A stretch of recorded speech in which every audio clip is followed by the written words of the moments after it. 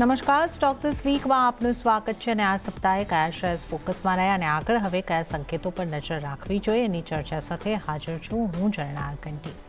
તો આ સપ્તાહની જો આપણે વાત કરી લઈએ તો સપ્તાહમાં આપણને ખાસા ઉતાર ચઢાવ આવતા દેખાયા અને ઓવરઓલ માર્કેટ દબાણ તરફ બંધ થયું છે. ઘણા બધા રિઝલ્ટની ઇમ્પેક્ટ પણ રહી છે, પણ આ તમામની વચ્ચે આપણે સાપ્તાહિક ધોરણે જે ક્લોઝિંગ જોઈ રહ્યા છે એ એક દબાણ તરફનું બનતું જોવા મળ્યું છે. સેન્સેક્સ નિફ્ટીની વાત કરીએ તો અડધા ટકાની આસપાસનું દબાણ બન્યું છે. એક્ઝેક્ટલી આપણે વાત કરી લઈએ, સેન્સેક્સમાં 0.56% દબાણ સાપ્તાહિક ધોરણે બન્યું છે અને 76,190 ઉપર સેન્સેક્સ બંધ થયો છે. નિફ્ટીની જો વાત કરીએ તો 0.48%નું દબાણ બન્યું છે અને 23,100ની નીચે 23,092 ઉપર નિફ્ટીનું ક્લોઝિંગ થતું જોવા મળ્યું છે. બેંક નિફ્ટીની જો વાત કરીએ તો ત્યાં પણ 0.36%નું દબાણ બન્યું છે સાપ્તાહિક ધોરણે અને 48,367 ઉપર નિફ્ટી બેંકનું ક્લોઝિંગ જોવા મળી રહ્યું છે. પણ હવે આપણે નજર કરીશું મિડ કેપ અને સ્મોલ કેપ પર, જ્યાંથી આ સપ્તાહમાં સૌથી વધારે પેન આપણને આવતું દેખાયું છે. તો મિડ કેપની આગળથી વાત કરી લઈએ તો 2.46% જેટલું દબાણ બન્યું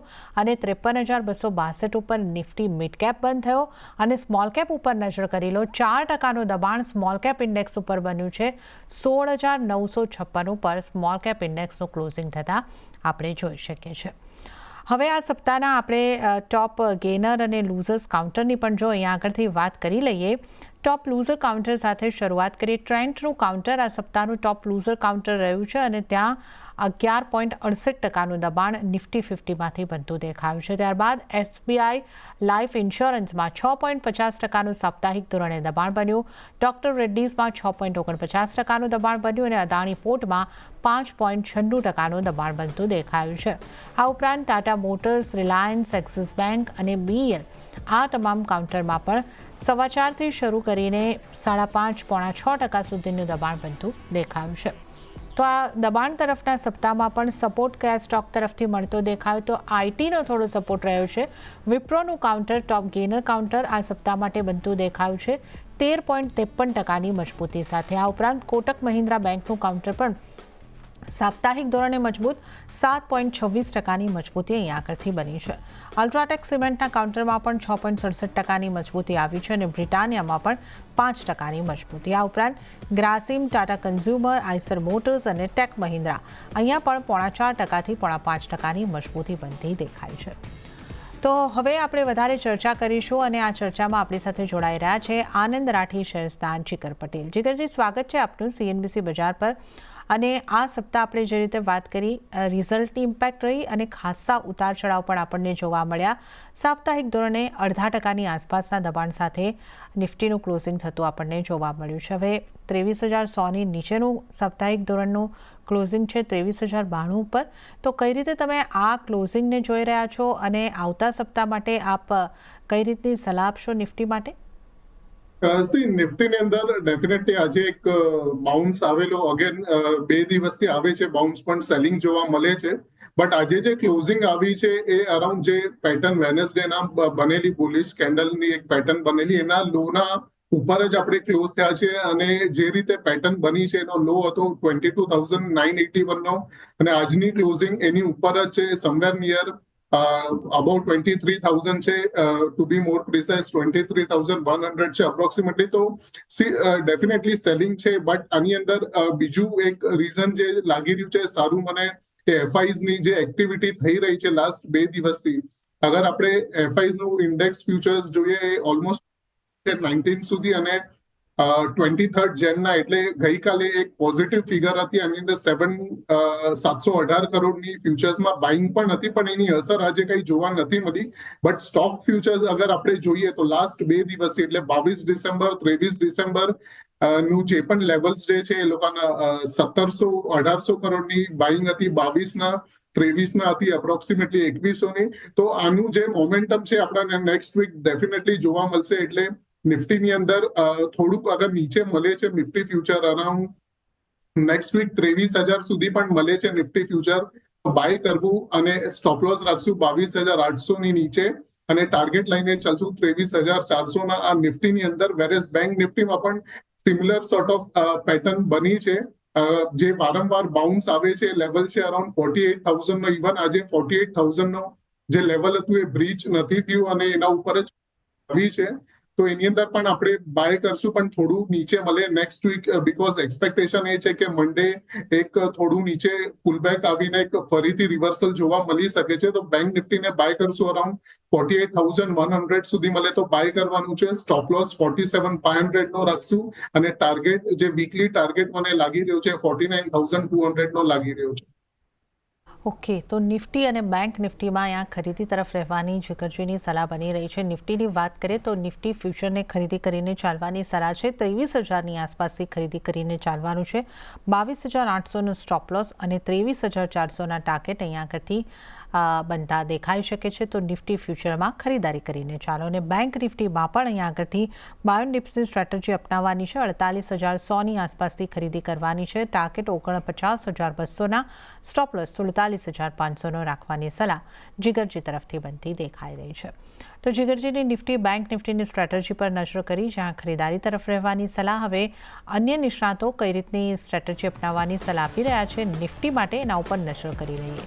તો પીએલ કેપિટલના વૈશાલી પારેખની સલાહ ઉપર આપણે અહીંયા આગળથી નજર કરીશું. એમણે નિફ્ટીને સેલ કરીને ચાલવાની સલાહ આપી છે. 23,104ની આસપાસથી સેલ કરવાની સલાહ વૈશાલી તરફથી. તેઓ નીચેની તરફના ટાર્ગેટ 22,700ના જોઈ રહ્યા છે અને સ્ટોપ લોસ 23,250નો રાખવાની સલાહ વૈશાલી તરફથી. હવે નજર કરી લઈએ હેન્ડસેક્સ સિક્યોરિટીઝના મહેશ ઓઝાની સલાહ કઈ રીતની બની રહી છે. એમણે 23,025ની આસપાસથી બાય કરવાની સલાહ આપી છે. ટાર્ગેટ તેઓ જોઈ રહ્યા છે 23,150, ત્યારબાદ 23,250 અને એ ક્રોસ થાય છે તો 23,300 સુધીના ટાર્ગેટની આશા મહેશજી રાખી રહ્યા છે. સ્ટોપ લોસ રાખવાનો રહેશે 22,940નો.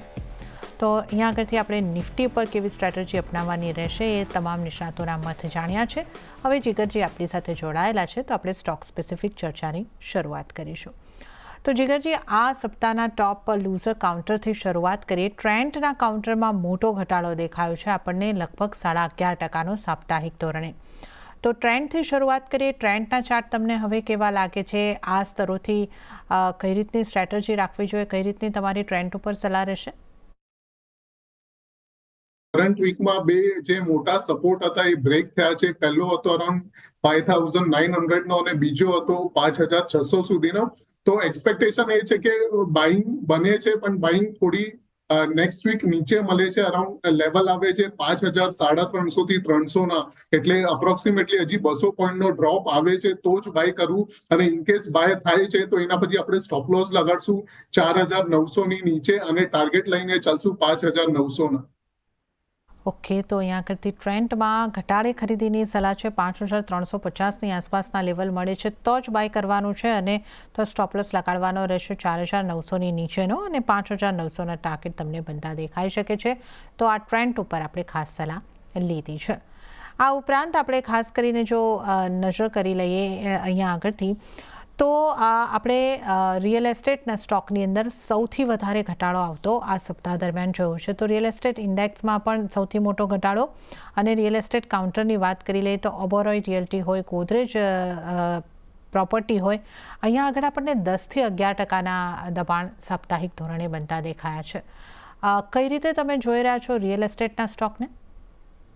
રિયલ એસ્ટેટમાં ઓવરઓલ ખાલી એક સ્ટોક જે છે અપાર્ટ ફ્રોમ ગોદરેજ પ્રોપર્ટીઝ, તો ડેફિનેટલી સપોર્ટ આગળ આવ્યો છે આજે, પણ થોડુંક એક નીચે આવી શકે છે. અરાઉન્ડ લેવલ્સ જે લાગી રહ્યા છે ગોદરેજ પ્રોપર્ટીઝની અંદર અત્યારના કરંટ ક્લોઝિંગ છે 2155 નીચે. તો નેક્સ્ટ વીક અરાઉન્ડ એનો સપોર્ટ જે લાગી રહ્યો છે 2080નો છે અને એના ઉપર એટલીસ્ટ 1 થી 2 દિવસ સસ્ટેન થાય તો ડેફિનેટલી ગોદરેજ પ્રોપર્ટીઝ અને ઇનકેસ બાય થાય છે તો આપણે સ્ટોપ લોસ લગાડશું 1980ની નીચે, એટલે 100 પોઈન્ટ નીચે અને ટાર્ગેટ લઈને ચાલશું 2300 થી લઈને 2400.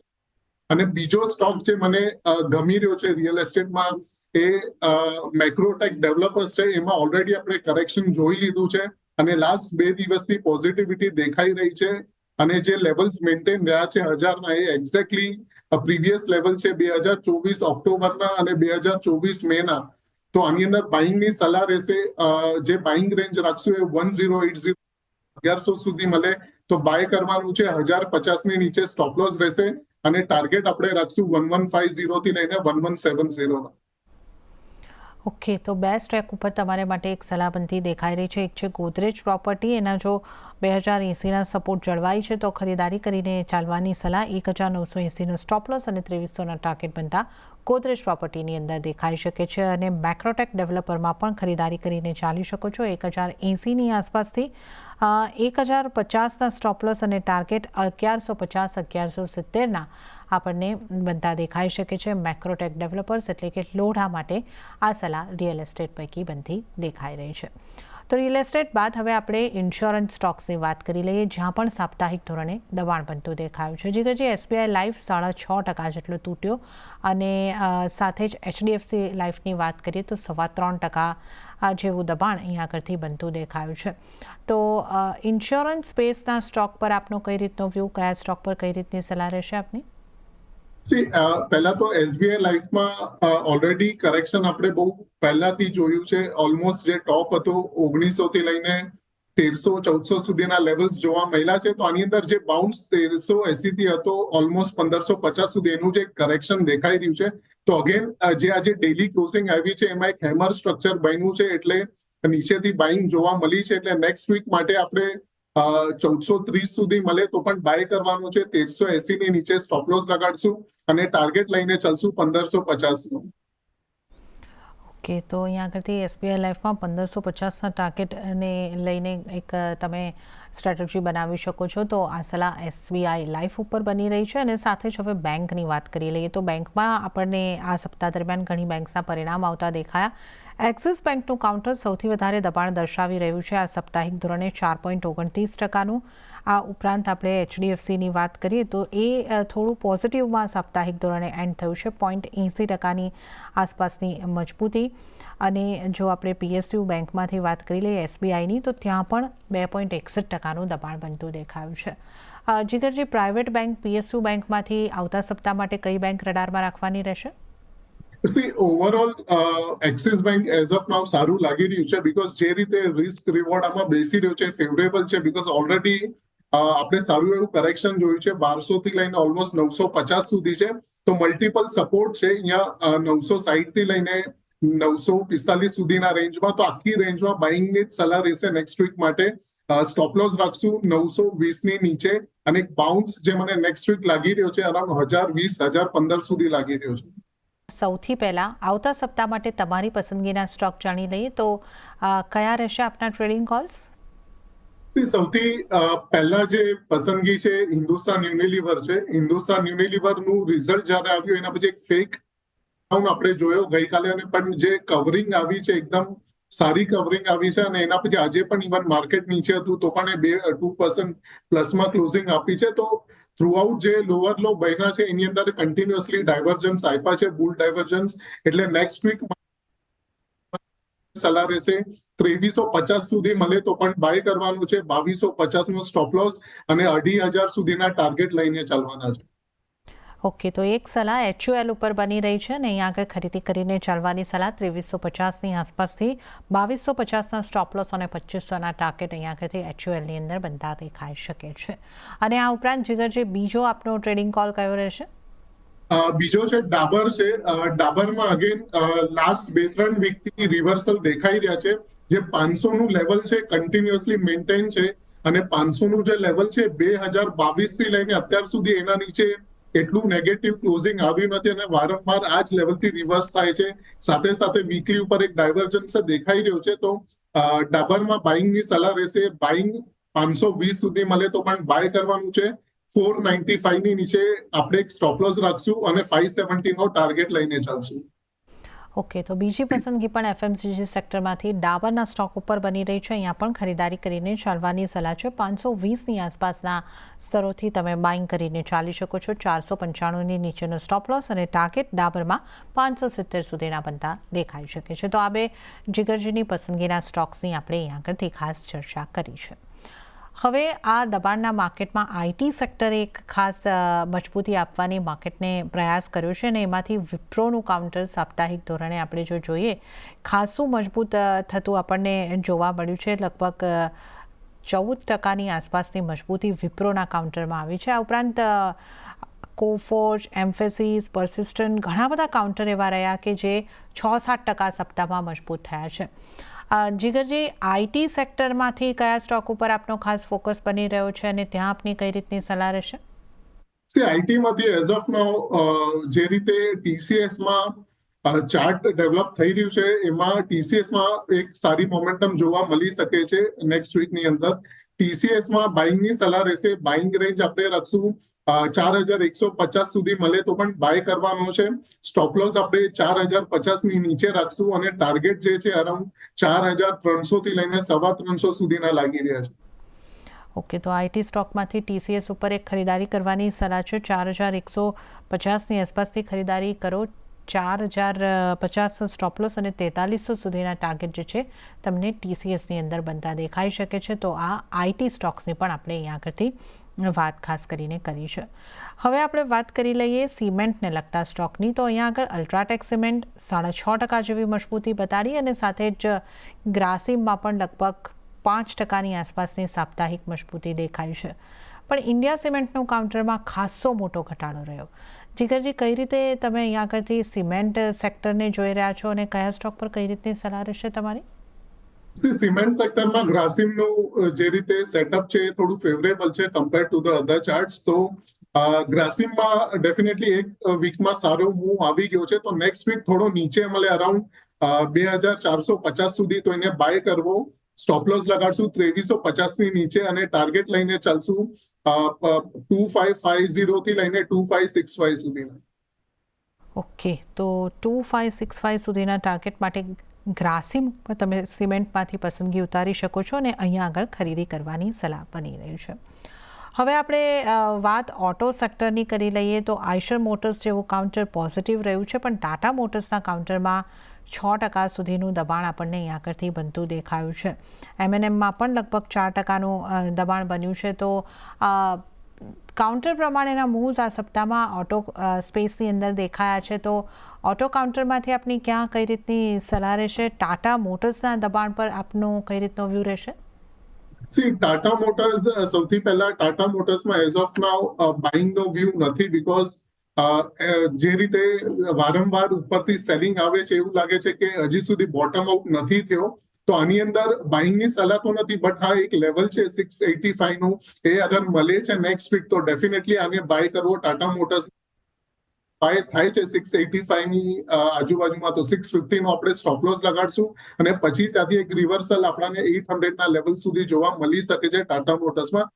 સ્ટોક જે ગમી રહ્યો છે આઈશર મોટર છે, કમ્પ્લીટલી આઉટ પરફોર્મ કરી રહ્યો છે કમ્પેર ટુ ધ અધર્સ જે રીતે ચાર્ટ બન્યા છે એમાં. તો આઈશર મોટરમાં બાઇંગ આપણે રાખશું 5200 ની આજુબાજુમાં ક્લોઝિંગ આવી છે, તો 5180 સુધી મળે તો પણ બાય કરવાનું છે. સ્ટોપ લોસ આપણે 5075 ની નીચે લગાડશું અને જે પ્રીવિયસ સ્ટોપ હતું 5400 નું એ એઝ અ ટાર્ગેટ લઈને ચાલશું. ઓકે, તો અહીંયા આગળથી ખાસ વ્યૂ જે છે એ આપણને આઈશર મોટર્સ ઉપર ધ્યાન રાખવાની સલાહ બનતી દેખાઈ રહી છે. 5180 પર તમે બાઇંગ કરીને ચાલી શકો છો.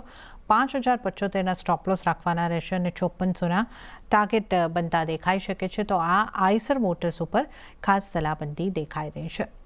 આ ઉપરાંત હવે આપણે ડૉક્ટર રેડ્ડીઝ લેબની પણ ચર્ચા કરી લઈએ, કારણ કે આ સપ્તાહ દરમિયાન અહીંયા પણ એક મોટો ઘટાડો આવતો દેખાયો છે. 6-6.5% જેટલું આ કાઉન્ટર અહીંયા આગળથી દબાણમાં આવતું દેખાયું છે. તો અહીંયા તમારી કઈ રીતની સલાહ લેશે? ડૉક્ટર રેડ્ડીઝ લેબના ચાર્ટ આપને કેવા લાગી રહ્યા છે? ડોક્ટર રેડ્ડીઝમાં જે ફોલ આવ્યો છે એક્ઝેક્ટલી હવે ટ્રેન્ડ લાઇન ઉપર સપોર્ટ લીધો છે અને ઇવન આજે એક ડોજી સ્ટ્રક્ચર સોર્ટ ઓફ બન્યું છે ડેલી ચાર્ટ ઉપર. બટ નેક્સ્ટ વીક થોડું ચાન્સીસ છે કે નીચે સેલ ઓફ આવી શકે છે અને લેવલ છે 1185 સુધીના. તો ત્યાં આગળ અગર મળે છે તો એડ કરવો 1185 ના લેવલ છે અને સ્ટોપ લોસ લગાડશું 1150 ની નીચે. અને જે બાઉન્સ મને લાગી રહ્યો છે એ 1300 સુધીનો લાગી રહ્યો છે એ પર્ટિક્યુલર લેવલ પછી. ઓકે, તો ડૉક્ટર રેડ્ડીઝમાં અહીંયા આગળ ઘટાડા એ ખરીદી કરવાની સલાહ છે. તો 1185 સુધીનો એક ઘટાડો મળે છે પછી બાઇંગ, 1150 નીચેનો સ્ટોપ લોસ અને 1300ના ટાર્ગેટ, 1300 સુધીનું એક રિવર્સલ આપણે અહીંયા આગળથી આવતું જોઈ શકીએ છીએ. તો આપણે અહીંયા આગળથી આ ડૉક્ટર રેડ્ડીઝની પણ વાત કરી છે. પણ આ સપ્તાહમાં પોલીકેપનું કાઉન્ટર પણ એવું રહ્યું કે જ્યાં 13-14%નો ઘટાડો આવતો દેખાયો છે. તો અહીંયા તમારી કઈ રીતની સલાહ રહેશે? આના ચાર્ટ આપને કેવા લાગી રહ્યા છે? સી પોલીકેપમાં કરંટ વીકમાં ઓલમોસ્ટ આપણે 12.5% જેટલું કરેક્શન જોયું છે, બટ સપોર્ટ સુધી આવ્યું નથી. અત્યારના સપોર્ટ છે 5,700 નો, તો 5,700 નેક્સ્ટ વીક મળે છે તો જ બાય કરવું, અધરવાઇઝ આને વેટ એન્ડ વોચમાં રાખશું. અને ઇનકેસ 5,700 માં મળે છે તો ફરીથી એક રિવર્સલ મને લાગી રહ્યું છે 6,450 સુધીનું, અને આપણે પછી સ્ટોપ લોસ લગાડશું 5,550 ની નીચે. ઓકે, તો અત્યારે તો વેટ એન્ડ વોચ 50,700 મળે છે, ત્યારબાદ આના ઉપર એક આપણે વ્યૂ બનાવવાનો રહેશે. તો આ એક પોલીકબમાં આવેલા દબાણની પણ વાત કરી છે. ઝોમેટોમાં પણ એક ખાસું દબાણ આ સપ્તાહમાં બન્યું છે, 11-12% જેવું આ સ્ટોકની અંદર દબાણ છે. આ ઝોમેટો પર આપની જીગરજી કઈ રીતની સલાહ રહેશે? ઝોમેટોમાં અગેન સારો એવો ફોલ આવી ગયો છે. ઓલમોસ્ટ 300 થી લઈને 205, 206 સુધીના લેવલ્સ જોવા મળ્યા છે. બટ ખાલી આજના દિવસમાં જે પ્રેશર જોયું હતું, બટ એના પહેલાના 2 દિવસે સારો બાઉન્સ પણ જોયો હતો, અને એક્ઝેક્ટલી પ્રીવિયસ બ્રેકઆઉટ ઝોન હતો 2024 જાન્યુઆરી જૂનનો. તો આની અંદર અગેન નેક્સ્ટ વીક 205, 206 સુધી મળે છે તો બાય કરવો. સ્ટોપ લોસ 195 ની નીચે લગાડશું, અને બાઉન્સ એક્સપેક્ટેડ છે 240 સુધી. ઓકે, તો ઝોમેટોમાં પણ અહીંયા આગળથી 205, 206ની આસપાસ, એટલે ઘટાડે ખરીદીની સલાહ. 195નો સ્ટોપ લોસ અને 240 સુધીના ટાર્ગેટ માટે એક ઘટાડે ખરીદીનો અપ્રોચ રાખી શકો છો. ત્યારે જીગરજી, હવે સમય થઈ રહ્યો છે આપની પાસેથી રજા લેવાનો, તો આપના કોઈ ડિસ્ક્લોઝર? જે પણ આપણે સ્ટોક્સ ડિસ્કસ કર્યા, સ્પેસિફિકલી હિન્દુસ્તાન યુનિલિવર અને ઓલરેડી ક્લાયન્ટને રેકમેન્ડ કર્યા છે, એમાંના મારી કે ના કોઈ એસોસિએટની પોઝિશન્સ. Thank you. જી જીગરજી, આપનો ખૂબ ખૂબ આભાર. આપ અમારી સાથે આ શો ઉપર જોડાયા અને તમામ સ્ટોક્સ અંગે ચર્ચા કરી. આપનો આભાર. અને આ સાથે જ સ્ટોક ધીસ વીક આ શોમાં હાલ પૂરતું આટલું જ. હાલ મને પણ આપશો રજા, પણ વધુ અપડેટ અને સમાચારો માટે આપ જોતા રહો CNBC ગુજરાત. નમસ્કાર.